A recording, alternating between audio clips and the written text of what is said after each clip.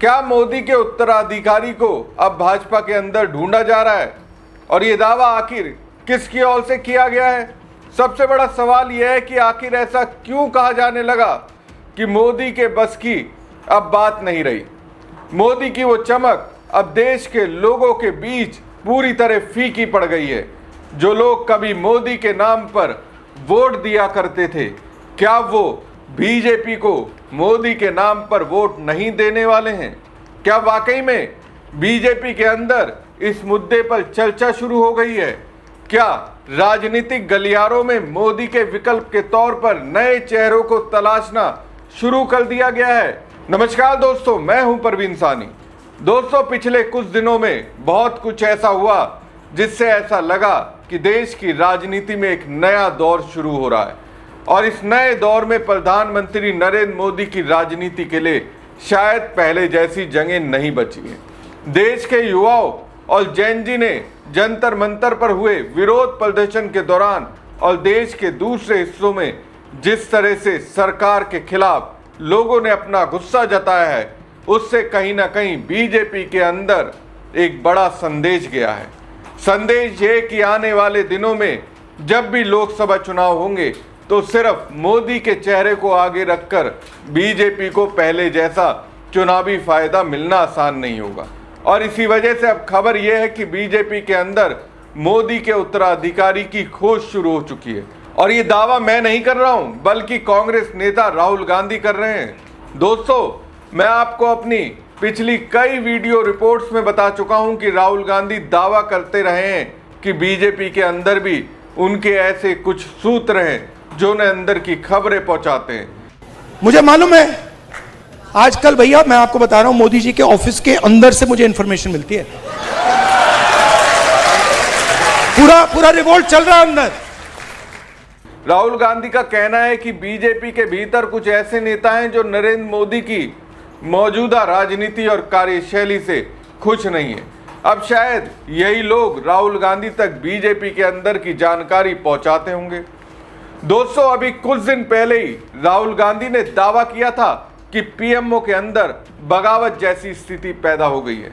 उनका कहना था कि पीएमओ में काम करने वाले कुछ अधिकारी सरकार के फैसलों और अंदरूनी गतिविधियों से जुड़ी जानकारियां उन तक पहुंचाते हैं। राहुल गांधी ने यह दावा कांग्रेस वर्किंग कमेटी की बैठक में किया था। अगर राहुल गांधी के दावे को सही माना जाए तो यह बीजेपी के अंदर से खबरें लीक होने जैसा बेहद बड़ा मामला है। तो कांग्रेस सांसद राहुल गांधी ने आखिरकार कांग्रेस वर्किंग कमेटी में एग्जैक्टली क्या कहा है, चलिए पहले बताते हैं। राहुल कहते हैं, नरेंद्र मोदी का राजनीतिक अंत हो चुका है, उनका वक्त खत्म हो गया है। मोदी का शासन आखिरी दौर में है, उनके उत्तराधिकारी की तलाश चल रही है। अब दोस्तों, राहुल गांधी को ऐसा क्यों लगा कि पीएम मोदी के उत्तराधिकारी की तलाश चल रही है? तो पहली बात यह है कि पिछले 1-2 साल से आप देख रहे होंगे कि सदन के अंदर पीएम मोदी की जगह गृह मंत्री अमित शाह ज्यादा बोलते हुए दिखाई देते हैं। एक तरह से देखा जाए तो इस वक्त अमित शाह सरकार का मोर्चा संभालते नजर आते हैं। ये बात अलग है कि 20 जुलाई से शुरू हुए संसद के मानसून सत्र में अमित शाह गायब रहे। ठीक वैसे ही जैसे मणिपुर में हिंसा के दौरान चले संसद सत्र में पीएम मोदी बहुत कम दिखाई दिए। हालांकि उस समय अमित शाह ने मोर्चा संभाला था, लेकिन दिल्ली में जंतर मंतर पर प्रदर्शन के दौरान जब अमित शाह के अधीन आने वाली दिल्ली पुलिस ने छात्रों पर लाठीचार्ज किया तो मोदी ने अमित शाह को अकेले छोड़ दिया। और शायद यही वजह रही कि अमित शाह सत्र के आखिरी दिन आए।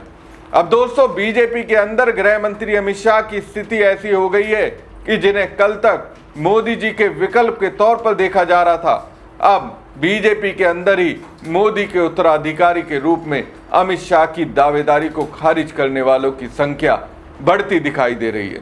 तभी तो राहुल गांधी कह रहे हैं कि मोदी के उत्तराधिकारी की तलाश बीजेपी के अंदर शुरू हो गई है। मोदी का शासन का आखिरी दौर चल रहा है, मोदी का वक्त खत्म हो चुका है। दोस्तों, जब किसी का राजनीतिक वक्त खत्म होता है तो उससे जुड़े लोगों की राजनीति पर भी उसका असर पड़ता है। अभी तक बीजेपी में जब भी किसी नेता के सबसे ज्यादा ताकतवर होने की बात होती थी तो पहला नाम मोदी का होता था, फिर अमित शाह का और उसके बाद जेपी नड्डा का। इसी क्रम में मोदी शाह के करीबी माने जाने वाले कुछ दूसरे नेताओं के नाम आते थे। लेकिन अब समझिए, जैसे कि राहुल गांधी कह रहे हैं कि मोदी का युग खत्म हो रहा है और उत्तराधिकारी की तलाश हो रही है, तो इसका एक मतलब यह भी निकलता है कि बीजेपी के अंदर मोदी के उत्तराधिकारी के तौर पर अमित शाह को स्वीकार न करने वालों की संख्या बढ़ गई है। दोस्तों, यहां मैं जो भी विश्लेषण कर रहा हूं वो कांग्रेस नेता राहुल गांधी के दावों के आधार पर कर रहा हूं। अब सवाल उठता है कि अगर राहुल गांधी को बीजेपी के अंदर से ये जानकारी मिली है कि मोदी के उत्तराधिकारी की तलाश हो रही है, तो वो कौन हो सकता है? क्या योगी आदित्यनाथ, या फिर देवेंद्र फडणवीस, या फिर हेमंत बिस्वा शर्मा? आखिर कौन हो सकता है? दोस्तों, मुझे लगता है कि इसमें से शायद ही कोई हो सकता है कोई और ही चेहरा हो जिसकी चर्चा अभी खुलकर सामने नहीं आई। लेकिन दोस्तों, जिस तरह से राहुल गांधी कह रहे हैं कि मोदी के उत्तराधिकारी की तलाश शुरू हो चुकी है, उससे तो इतना जरूर लगता है कि बीजेपी के रणनीतिकारों को कहीं ना कहीं यह एहसास हो गया है कि सत्ता रहते हुए भी बीजेपी की राजनीतिक पकड़ पहले जैसी नहीं रह गई है।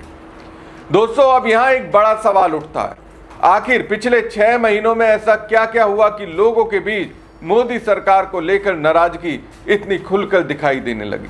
बात सिर्फ एक पेपर लीक की नहीं है, बात सिर्फ जंतर मंतर के प्रदर्शन की भी नहीं है। लोगों के मन में कई छोटी बड़ी बातें जमा होती गईं और फिर धीरे धीरे गुस्सा बाहर आने लगा। आप भी अपने आसपास सुनते होंगे, चाय की दुकान पर, ऑफिस में, बस में, मोहल्ले में लोग क्या कहते हैं, यार महंगाई का क्या होगा, नौकरी का क्या होगा, बच्चे पढ़ लिख कर घूम रहे हैं खाली, परीक्षा देते हैं तो पेपर लीक हो जाता है और सरकार हर बार कहती है कि बस अब सब ठीक कर देंगे। सबसे बड़ी नाराजगी युवाओं की है। मोदी सरकार लगातार युवाओं को रोजगार, अवसर और बेहतर भविष्य की बात करती रही है। अभी जून में ही सरकार ने प्रधानमंत्री विकसित भारत रोजगार योजना के जरिए रोजगार बढ़ाने की बात की और पीएम मोदी ने लाखों नौकरियां पैदा होने का दावा किया। लेकिन दूसरी तरफ पढ़े लिखे युवाओं के बीच नौकरी को लेकर बेचैनी लगातार दिखाई दे रही है। एक हालिया रिपोर्ट में तो बताया गया कि कई जगह सरकारी नौकरी की कुछ 100 सीटों के लिए लाखों आवेदन आते हैं। यानी आम लोगों के मन में सवाल यही है, योजना का ऐलान तो हो रहा है, लेकिन मेरे हिस्से की नौकरी कब आएगी? फिर आया पेपर लीक का मामला और इसने युवाओं का बचा कुचा भरोसा भी हिला दिया। सोचिए दोस्तों, एक बच्चा 2-2, 3-3 साल तैयारी करे, माँ बाप अपनी कमाई कोचिंग में लगा दे और परीक्षा के दिन पता चले कि पेपर लीक हो गया। युवा यही तो पूछ रहा था, हमसे मेहनत करवाई किस लिए गई थी? अगर सिस्टम ही सुरक्षित नहीं है तो हमारी गलती क्या है? जुलाई में पीएम मोदी को खुद सामने आकर कहना पड़ा कि पेपर लीक से छात्रों और अभिभावकों को भारी परेशानी हुई और दोषियों के खिलाफ सख्त कानून तथा फास्ट ट्रैक अदालतों की बात करनी पड़ी। विरोध इतना बड़ा कि सरकार को कानून में बदलाव करना पड़ा और शिक्षा मंत्री धर्मेंद्र प्रधान को पद छोड़ना पड़ा। अब यहीं लोगों के मन में एक और सवाल बैठ गया, जब तक सड़क पर नहीं उतरे तब तक सरकार ने सुना क्यों नहीं? यही बात मोदी सरकार के लिए राजनीतिक रूप से ज्यादा मुश्किलें पैदा करती है। और दोस्तों, महंगाई की बात भी लोग भूल नहीं रहे हैं। सरकारी आंकड़ों के मुताबिक 2026-27 की पहली तिमाही में खुदरा महंगाई 3.9% और खाद्य महंगाई 4.8% रही, जबकि थोक महंगाई इससे भी काफी ऊपर रही। आंकड़ा अपनी जगह है, लेकिन घर चलाने वाले आदमी का हिसाब अलग होता है। दूध, सब्जी, दाल, बच्चों की फीस, बिजली का बिल, आम आदमी अपनी जेब देखकर सरकार को नंबर देता है। अभी देखिए, 1 किलो चीनी के दाम 65 से 70 रुपए हो गए, तो देश की जनता महंगाई की मार झेल रही है और वो आज नहीं सालों से झेल रही है। किसानों के मामले में भी नाराजगी की एक पुरानी कहानी है जो खत्म नहीं हुई। मोदी सरकार ने किसानों की आय बढ़ाने और खेती को मजबूत बनाने के बड़े बड़े लक्ष्य बताए थे। 2026 में भी सरकार ने पीएम किसान योजना को अगले 5 साल के लिए जारी रखा है और किसानों को सालाना 6,000 रुपए की सहायता मिलती रहेगी। लेकिन गांव में किसान का सवाल अक्सर अलग होता है। ठीक है, 6,000 मिल गए, लेकिन खाद, बीज, डीजल बिजली और खेती की लागत का क्या? यानी सरकार कहती है कि मदद दे रही है, किसान पूछता है कि मेरी आमदनी सच में कितनी बढ़ी? दोस्तों, मोदी सरकार का एक बहुत बड़ा चुनावी वादा रोजगार को लेकर रहा। युवाओं को लगता था कि पढ़ेंगे तो नौकरी मिलेगी, मेहनत करेंगे तो आगे बढ़ेंगे, लेकिन आज कई युवा कहते हैं कि डिग्री है, स्किल है, तैयारी है, बस नौकरी नहीं है। यही वजह है कि पेपर लीक का मुद्दा सिर्फ परीक्षा का मुद्दा नहीं रहा, उसके पीछे बेरोजगारी का डर भी जुड़ गया। राहुल गांधी भी इस बात को लेकर कह रहे हैं कि असली संकट सिर्फ पेपर लीक नहीं बल्कि नौकरियों की कमी है। और फिर सरकार ने स्वतंत्रता दिवस पर युवाओं के लिए मुफ्त ऑनलाइन कोचिंग और AI ट्रेनिंग जैसी नई घोषणाएं की। लेकिन सवाल तो वही है, आपकी स्कूली शिक्षा तो बर्बाद है। तो कुल मिलाकर दोस्तों, पिछले महीनों में जनता की नाराजगी कई मोर्चों पर दिखाई दी है। युवाओं को नौकरी चाहिए, छात्रों को निष्पक्ष परीक्षा चाहिए, परिवारों को महंगाई से छुटकारा चाहिए और किसानों को सिर्फ सहायता की रकम नहीं बल्कि खेती से बेहतर आमदनी चाहिए। और इसलिए राहुल गांधी दावे के साथ कह रहे हैं, मोदी के शासन का आखिरी दौर चल रहा है। आपको क्या लगता है? कमेंट बॉक्स में कमेंट करके जरूर बताएं। साथ ही पेज को लाइक और खबर को ज़्यादा से ज़्यादा शेयर कीजिएगा। धन्यवाद।